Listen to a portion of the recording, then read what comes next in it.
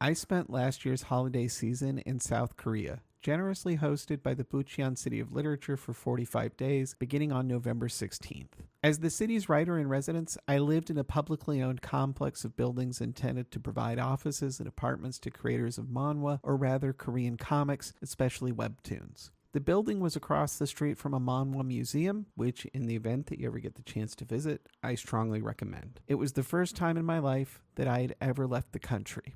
On my 17th day in Korea, then-President Yoon Suk-yeol declared martial law. I almost slept through it happening. I got home late that night. I no longer recall why, but want to say for the sake of sounding cool that I went to a concert, which might even be true, and only happened to see a Blue Sky post about it as I was getting ready for bed. Korea is 16 hours ahead of Iowa in the winter, so I stayed up until 5 a.m. that night making sure that I was available to text with my family and reassure them that I was okay. I considered leaving the country, but as an American and a guest of the city, I felt that I was ultimately safer in my apartment than I would have been in an airport in a time of political crisis. By the next day, it seemed clear anyway that the auto coup was a failure. On December 14th, South Korea's National Assembly voted to impeach their president. I've never been at once so happy and so jealous.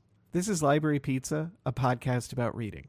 I'm Mike Meginnis. I should have maybe realized that attempting to launch a conversation-oriented podcast right before the holidays would mean that I needed to book guests aggressively if I wanted to maintain a weekly release schedule. You may have noticed that I'm not maintaining a weekly release schedule. There are few things on this earth less interesting than podcast hosts discussing their own release schedules, especially when they fall short of their plans, so I'll mention this once and try not to bring it up again. Either I will get less shy in the new year and the pod schedule will normalize, or I'll continue to struggle with booking enough guests and the schedule will remain merely weekly-ish. This week, in lieu of a guest, I wanted to share some thoughts about my time in Korea. In exchange for giving me housing and time to focus on writing, Bucheon asked only that I attend a few public events, assist with a couple translations, give a presentation in a girls' high school, and write an essay about my experience. I also volunteered to write a guide to the residency experience for their future English-speaking guests, explaining the logistics of living, traveling, and eating in Korea.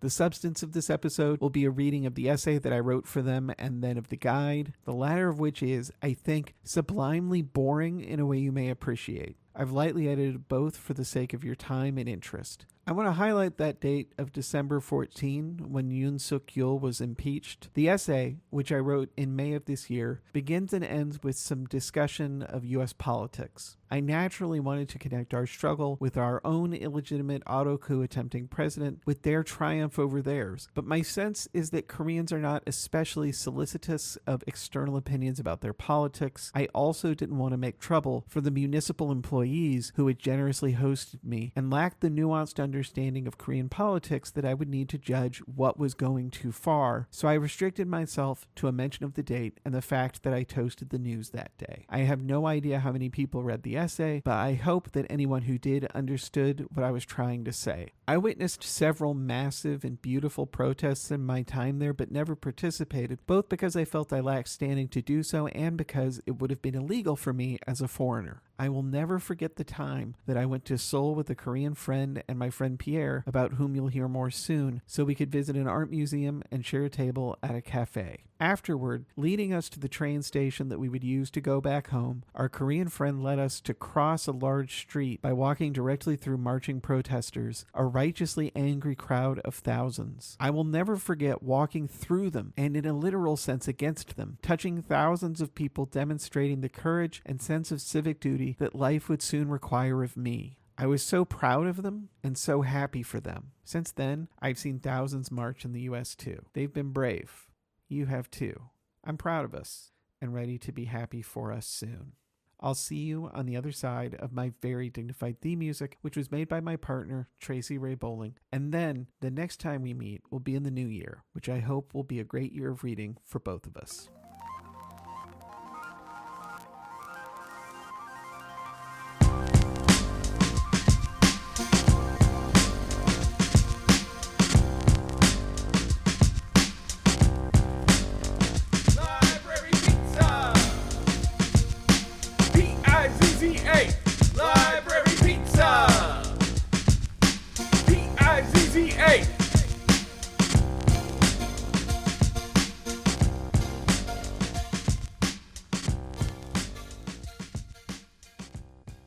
My time in Bucheon with thanks. I received the good news that I had been selected to participate in the Bucheon City of Literature's residency on November 6, 2024. It was 5:22 a.m. in Iowa when I got the email. I was asleep.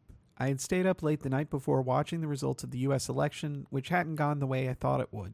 Now I needed to decide, in very short order, whether I would like to spend 45 days in South Korea. If I said yes, I would be leaving in 9 days. I spent that afternoon puttering around my home, tidying rooms, washing dishes, and bawling at the top of my lungs, not because of the invitation, but because of everything else. I was imagining how life would be in coming years. No matter how I tried, I could not conceive of anything but suffering for my loved ones and their loved ones, and so on, in the America of 2025. The following morning, I sent an email confirming my participation in the residency. My plane landed in Incheon on November 16th, by which date I had mostly stopped crying. Incheon and Bucheon alike were blanketed that day with the thickest fog I've ever seen. As the City of Literature staff rode with me to the apartment building where I would live for the next 6 weeks, I could only imagine what my temporary home looked like behind the mist. I believe that I saw a few cranes of the kind used to build massive towers, but it feels possible that I misunderstand my own memories. Perhaps I only imagined that I saw cranes because I know that later I would see so many towers, and towers have to come from somewhere. I remember a moment when we were halfway across the bridge and I couldn't make out one end or the other and couldn't see the water underneath us, assuming that I'm right that there was water. I had been awake for about 25 continuous hours by this point, as it had proved impossible to sleep on the plane. It would be another 5 hours before I let myself sleep. I wanted to sync up with local time as quickly as possible. Though I'm 38 years old, this was my first time leaving the U.S. I was born in Iowa, a state in the American Midwest, and raised in Indiana, which is another state in the American Midwest. Because my family was poor, we rarely traveled, and when we did, we never went far. I could theoretically have afforded to make at least a few brief journeys abroad, but I had never worked up the courage. To my shame, I only speak English and middling Spanish, and I am a shy, anxious person. Nothing makes me feel worse than inconveniencing or accidentally being rude to other people, and it has always seemed inevitable to me that being in an unfamiliar country would involve a lot of both. In early 2024, I made a commitment to myself that I was going to change. I applied to be Bucheon's 2024 writer-in-residence because I wanted to experience Korean culture, an exciting goal in itself, and a long-delayed first step in seeing and learning how to see the world. I hope to become a stronger person and a better writer as a result.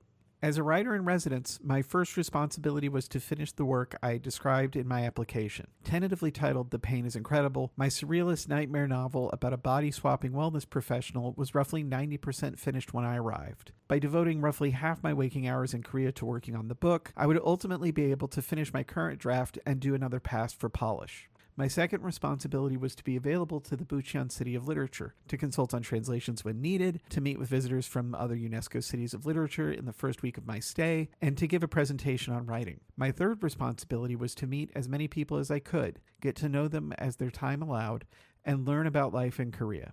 I was and am so grateful for the opportunity. Whenever I worked on my book for more than one day in a row, I worried that I wasn't spending enough time learning about Korea. If I spent 2 consecutive days exploring, I worried that I was neglecting the book I had promised to finish. I count myself extremely lucky that Pierre Bissiot, a French translator of Korean literature, was also in residency. He is in many ways my opposite, an apparently calm, collected person and experienced traveler who was, or seemed to be, comfortable talking to strangers. Our greatest shared neurosis was bone-deep terror at the thought of ever being late. When Pierre and I were together, it felt easy to walk into a new restaurant and fumble my way through an order, or to stumble through a conversation with someone that I had just met. His familiarity with European metro systems made him a relatively confident navigator of the South Korean subway. By following his example, I also learned to find my way. I can't overstate my gratitude for his good company and conversation. Early in our stay, the City of Literature staff included Pierre and me in a tour of Bucheon Art Bunker 39, an innovative multidisciplinary culture and art space. Our hosts explained that the building had formerly been a garbage incinerator, but that the people of Bucheon had lobbied to have it shut down, and that the government had since reimagined the facility as a place for the community to gather, learn, and create. I was struck, then and many other times, by the idea of a government and body politic capable of exercising that much imagination. At home in the U.S., everything so often feels impossible. My country's culture seems to grow more convinced every day that nothing can ever be changed for the better. We believe our best days are behind us and that we should never hope to build anything new. This may reflect a naive view of South Korean culture, but I came to believe that this was an essential difference between our countries in this moment. Because so many Koreans remember their own personal experiences of times when life, politics, and the built environment were radically transformed, they are better prepared to imagine how it might transform again. History has never held still in the U.S. either, but we do our best to convince ourselves that it has, and that the stasis will continue.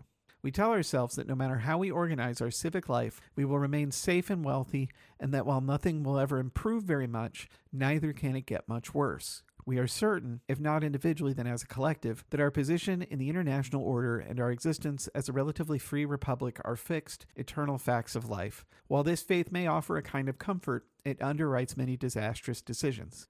Imagination is necessary not only to envision what the world might become, but to perceive what it is today. It took me several days of subway travel to truly notice the trails of textured yellow tiles in the flooring.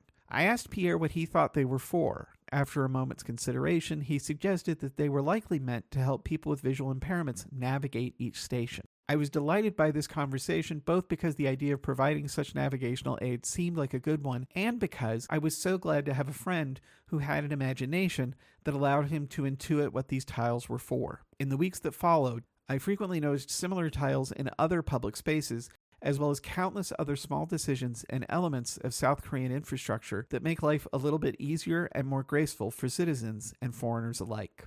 The easy availability of public restrooms, even in Seoul, made for a remarkable contrast to my home, where people visiting urban centers know and accept that they will likely spend much of their day wishing desperately that they could find a place to pee. Even as a guest and a non-citizen, I felt that the professionals who had planned and built the public and private environments in Bucheon and Seoul had taken time to empathetically imagine how I would experience each space, and had often done what they could, within reason, to make me feel both comfortable and welcome. Now, back at home, I often search in vain for similar affordances and better understand what we do offer. Having experienced in other countries philosophies of urban planning and facility design in my daily life, I can see my own culture's approach much more clearly, and I often find it deeply frustrating. I don't mean to idealize South Korea. Had I stayed longer, I'm sure that various aspects of life there would have become like pebbles in my shoe. But in my 45 days as a guest, the people I met were so consistently kind to me, and so understanding when I erred in one way or another, that I never had the chance to cultivate such frustrations. On December 14th, Pierre and I visited a meeting held by an association of mystery writers. The primary business for which they had gathered was an awards ceremony. Members were honored for the books they had published that year and for their contributions to the local literary community. Afterward, we went to a fried chicken restaurant. I could write a whole other essay on the virtues of Korean fried chicken, where we toasted the day's news, ate bar snacks, and discussed our work. One writer asked me, as several people naturally had throughout my visit, what I thought I would write about Korea. I told them that beyond writing this essay, I didn't really know what I could write or how long it would take me to do it. I am almost exclusively a writer of fiction, and one's real-life experiences usually need years of processing before they can become the basis of a novel or short story. Furthermore, I could only ever write about the country from my own perspective. I don't believe the time I had was enough to qualify me to write with any authority beyond what I witnessed with my own senses, with all their shortcomings and limitations. For those who know where to look, however, I believe my time as Bucheon's writer-in-residence has already changed how I write fiction, and that this effect will only grow. For every person that I met, for each new space I visited, for every life I briefly witnessed at a distance, my imagination grew, expanding not only my sense of what is possible in this world, but my understanding of my own culture, my own life, and the lives of the people I love. The revision that I wrote of The Pain is Incredible in the room that Bucheon provided felt considerably richer to me than the version that I had written before, and I am sure this effect will only compound in my future work. I want to again express my gratitude to the City of Literature staff who supported me, to the City of Bucheon itself, to Pierre, and to everyone who took the time to talk with me while I was there, and who has kept in touch since I went home. We're in the world of 2025 now, you, me, and our loved ones. Circumstances this year have already required us to expand our sense of what is possible. Maybe we've been crying about it again. Before the year is out, I'm certain that we'll shed more tears, or any way that I will. But for each thing that goes wrong, for each heartbreak that demands that we revise our understanding of how painful life can be, there is an opportunity to productively expand our shared imagination. If suffering like ours can exist, surely unforeseen joy and beauty must also be possible. Life doesn't always have to feel like this. We could be anything.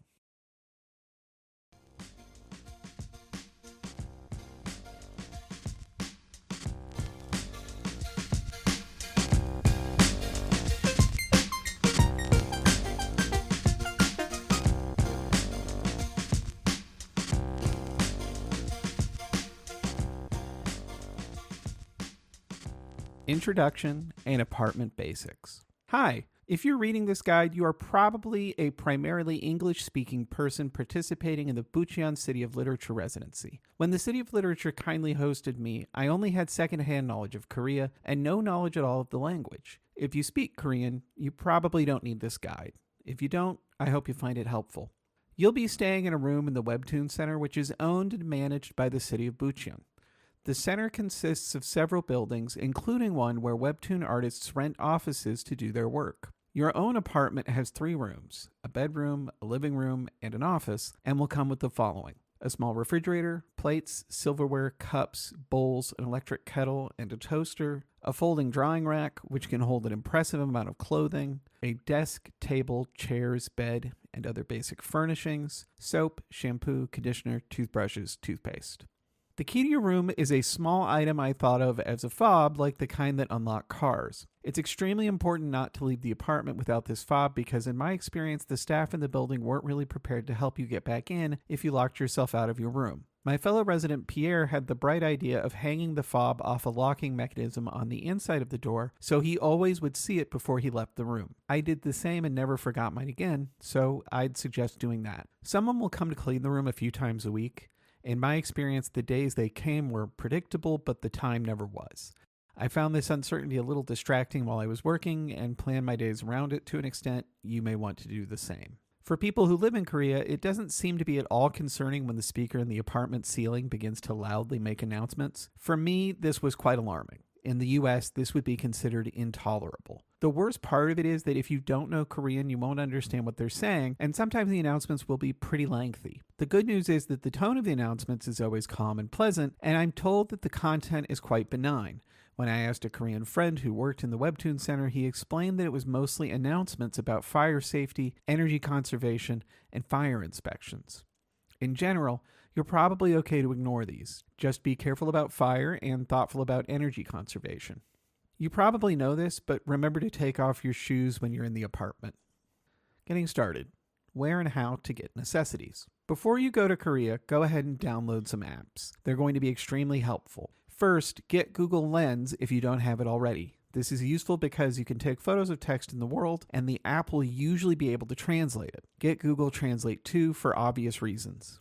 Then you'll want at least one app for navigation. You might be used to using Google Maps for this, but Google Maps, and probably any other non-Korean app, is always way behind when it comes to Korea. Businesses open, close, and move around more frequently than you may expect, and Google is rarely up to date on any given city block. In general, you should assume any English language information source without a date on it will be close to useless. Instead, you'll want to use a Korean navigation app. Kakao Map is popular for whatever reason. I didn't find it especially friendly. Navermap is similarly popular, and I found it easier to use, I think because it had a better English interface. You'll want to use this to help you discover and locate businesses, which can be surprisingly hard to do if you don't speak Korean. It can also help you use the subway. My fellow resident Pierre used an app called City Mapper, which is very user-friendly for navigating the subway in particular, but it suffers from the same issues as Google. It's likely to be wrong about where things are. When you arrive in Korea, it will be helpful to have some won with you from the start. Koreans generally buy things with their phones using, as I understand it, apps where you're not likely to have or to want an account. Depending on your bank and brand of credit card, you may be able to buy most things with your card. I use a Visa and bank with Wells Fargo and was able to buy things with that card everywhere. But it's probably best to have enough cash on hand to cover a day's worth of purchases. As soon as you're able, you'll want to buy a transportation card. You can get these at any convenience store. There is a CU at the Webtoon complex and another one across the street. If you hand the cashier a transit card and an amount of money, say 20,000 won, they'll put that money on the card, which you'll also need to pay for. The CUs are your best friend, and they're open 24 hours. In addition to snacks, candy, and drinks, they sell necessities like laundry detergent and toiletries. I can tell you from personal experience that they do not sell eyeglass repair kits. You'll buy bottled water here. You don't have a sink for that purpose in your apartment, and I recommend the coffee too. They also sell a few fairly substantial foods, which in my experience were both cheap and surprisingly good. The staff are very friendly and helpful. Even if you don't speak Korean, they likely won't speak English. For groceries, So Young recommended the Home Plus by Sungdong Station. Keep in mind that you'll probably need to buy at least one bag to take your groceries home in. They sell these in several sizes at the cash register. As far as groceries, I recommend keeping it basic. I lived on eggs, vegetables, and instant rice pods. The Home Plus also has ATMs. 2 other useful things to know about shopping in Korea. 1. The staff will talk to you in a way that may feel a little aggressive depending on your home culture. They don't really expect you to talk back, but will still talk to you even if they suspect you don't know Korean. I would acknowledge them with a polite nod and keep walking, and no one seemed to mind. 2. When you're looking at price tags, especially for things that you might buy frequently like bottled water or cold brew coffee, keep an eye out for those labeled as 1+1 or 2+1 deals. If you see a 1+1 or 2+1 on a tag, that means you can get one additional item for free if you buy the necessary amount. A 1+1 indicates that you get one free if you buy one, while a 2+1 indicates that you have to buy 2 to get one. This is important not only because it saves you money, but because Korean cashiers are very helpful and will do everything they can to inform you about a 1+1 or 2+1 deal if you forget to take advantage, meaning that you'll end up walking back into the store to grab your free item while they hold on to your other purchases. How to use the communal kitchen. You'll have access to a shared kitchen in the Webtoon complex, which has a full-size refrigerator, a microwave, a stove, basic pots and pans, spatulas, knives, and cutting boards, as well as more of the plates, silverware, and etc. that came with your apartment. Note that I didn't mention an oven. None are provided. Unfortunately, my experience was that some things disappeared sometimes when I left them in the fridge, instant rice in particular, but for some items it really is the only large enough storage available. For my part, I found it was easiest to generally use the same couple of plates and bowls and wash them after each use. What to do with trash. Korea is serious about dealing with waste. The garbage bags you'll have in your room will have explicit guidance about what not to put inside it. Ideally, you're supposed to be recycling cans, glass, boxes, and plastics. I found that if I left an empty bottle or can on the table near where I kept my main garbage can, the housekeeper would take these items and put them in designated bags, but as much as possible, I took my own recycling out to the small enclosed recycling area, I would describe it as a shed, out in front of the Webtoon complex. It has labeled bags for each category of recycling. These are in Korean. I used Google Lens to make sure I was using the right one for each item when they were empty. I'm not sure of the precise hours this shed is available. It seemed to be basically standard business hours with no availability on the weekend. The biggest inconvenience for me was dealing with food waste. For that, I would have possibly used the small plastic compost bins that I mentioned above. This is a little inconvenient because I would generally eat in my room, but this does seem to be the expectation. Where and how to eat. Before you go to any business for the first time, I would suggest checking its hours on an app like Navermap. They may not be what you would assume. When I lived in the Webtoon complex, there was a nice little cafe downstairs near the CU. The cafe is an okay place to sit and write for a little while, but in general, it seems to be less expected in Korea that people will spend a long time on their laptops in a cafe. Fortunately, there are 2 adjacent cafes fairly close by that have enough tables that they don't seem to mind if you work for a while. Fantasia was the first one I tried, but I liked Ora del Te best. Of course, it is polite to buy several drinks if you stay for a while. One important thing to know about Korean cafes and restaurants in general is that if you order something to go, they expect you to actually take it and leave. You're not supposed to hang around unless you order for here. There is a nice little cafeteria where you can get cheap and generally tasty lunches and dinners in the building across from the Manhwa Museum, which is across the street from the Webtoon complex. Here you can use a kiosk to purchase a ticket that allows you to eat at the cafeteria. Watch what someone else does the first time you go. You'll place your ticket in a box as you get your food, and then afterward you'll turn in your tray at a counter in the back corner. When showing us where to buy food near the Webtoon complex, our host suggested the neighborhood around the Home Plus by Sungdong Station. This is doubtless good advice. There's a lot of excellent food there, but it can be tricky to take advantage as a foreigner. You'll quickly find that eating out alone is relatively uncommon in Korea, and many types of restaurant really aren't set up to accommodate it. There are also several very common styles of food which involve some preparation at the table. The more common style of Korean barbecue, for example, will expect you to cook the meat for yourself, and you really should be there with at least one other person. In short, unless you're familiar with Korean restaurant culture, you can't necessarily just walk into a place and assume that you'll have a good experience. As such, I found this area a little bit stressful to eat in when I was on my own.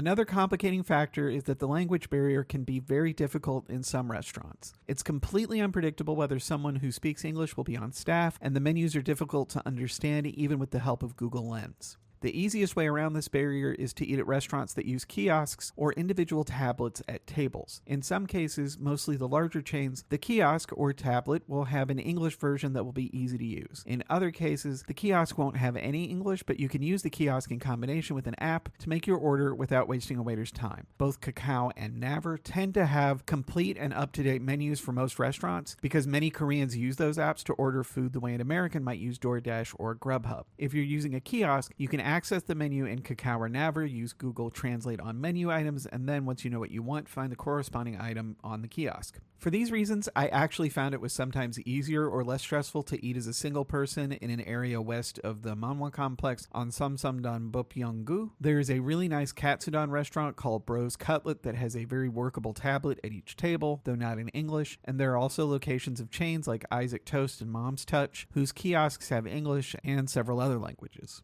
These are all fine places to eat alone or by takeout. In general, Korean fried chicken is reasonably easy to eat alone, as are burgers. I often felt most comfortable taking food home. When you choose to eat inside a restaurant, you won't generally need to ask for a check. The waiters record your orders as they put them in, so that if you go to the door, someone will generally be able to come quickly to the register and accept payment. They'll very likely know what you ordered and be able to charge you accurately without any conversation, though you may occasionally need to discuss what you ordered or where you were seated. This part is usually painless. Do be aware that you should not tip. The waiters are paid by the restaurant.